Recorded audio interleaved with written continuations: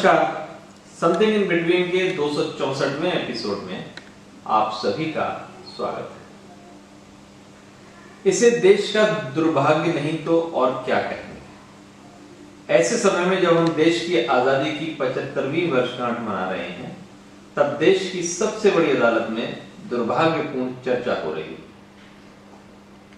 ऐसी चर्चा जिसके भविष्य में खतरनाक परिणाम सामने आ सकते हैं। दुनिया के सबसे बड़े लोकतंत्र की शीर्ष अदालत में इस बात पर बहस हो रही है कि आम नागरिकों के विरोध की सीमा क्या हो, विरोध की समयावधि क्या हो, ये भी कि क्या मामला अदालत के विचाराधीन रहते किसी को प्रदर्शन करने का हक दिया जा सकता है या नहीं। बहस का केंद्र बिंदु कृषि कानूनों के खिलाफ किसान संगठनों का 1 साल से भी अधिक समय से जारी आंदोलन है। आंदोलनकारी किसान महीनों से दिल्ली से लगते राजमार्गों पर जमे बैठे हैं। इससे नागरिकों को हो रही इस असुविधा के सवाल पर देश की शीर्ष अदालत पर बीते कई दिनों से गर्मागर्म बहस हो रही है। अब तक की सुनवाई के दौरान शीर्ष अदालत और सरकार के रुख से कई खतरनाक संकेत सामने आ रहे हैं। मसलन सुनवाई के दौरान शीर्ष अदालत ने कहा कि हम इसकी समीक्षा करेंगे कि जब मामला अदालत में विचाराधीन है तब आंदोलन जारी रखने का अधिकार दिया जाए या नहीं। किसान संगठनों का कहना है कि राजमार्गों को पुलिस और सरकार ने अवरुद्ध किया है।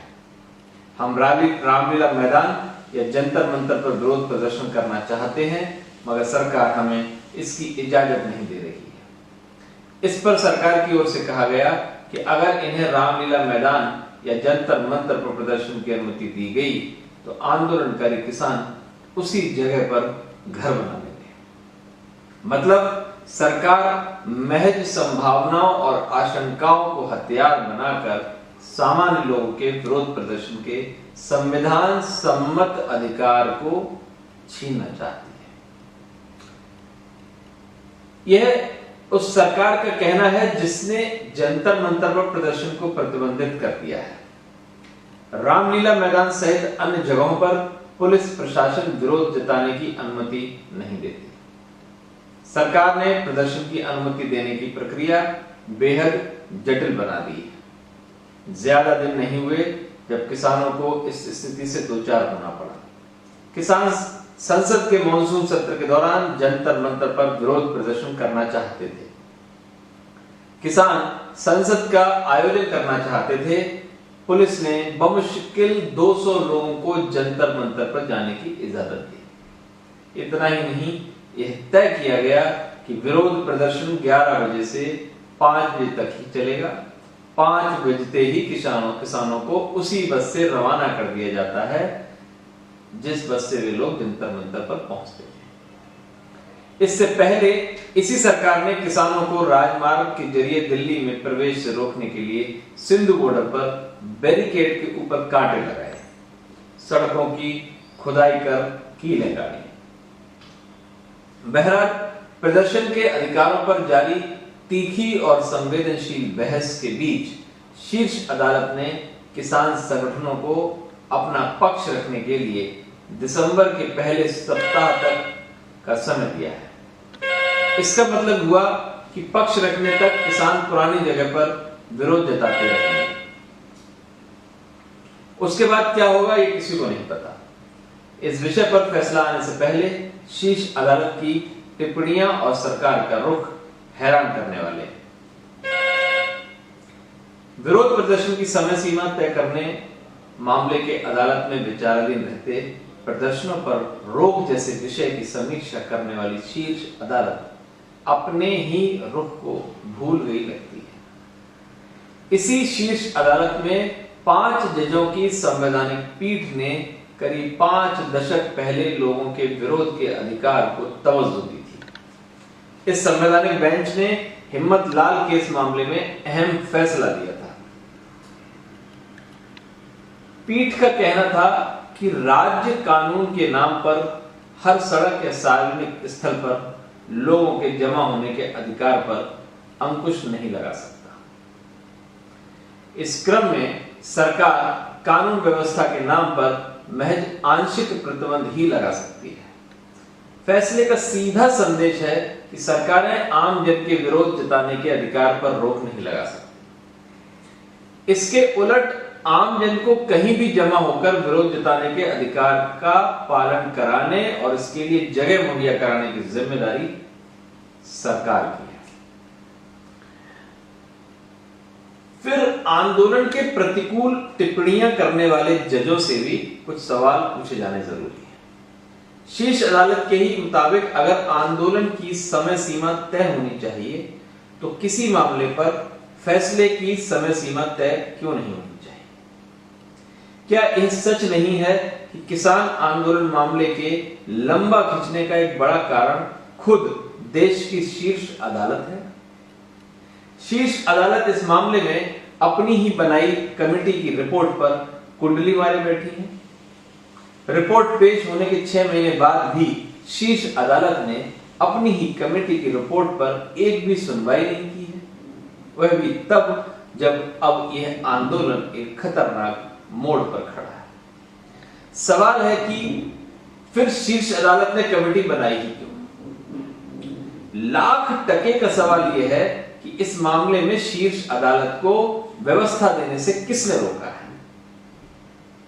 यहां सवाल कृषि कानूनों के समर्थन या विरोध का नहीं है, सवाल किसान आंदोलन के समर्थन और विरोध का भी नहीं, सवाल विवाद के हल का है।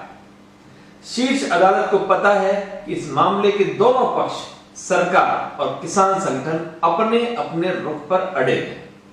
ऐसे में शीर्ष अदालत की जवाबदेही बनती है कि वह इस मामले में व्यवस्था दे, देश को बताए कि इस मामले में गलत कौन है, इस विवाद का संविधान सम्मत निराकरण क्या है।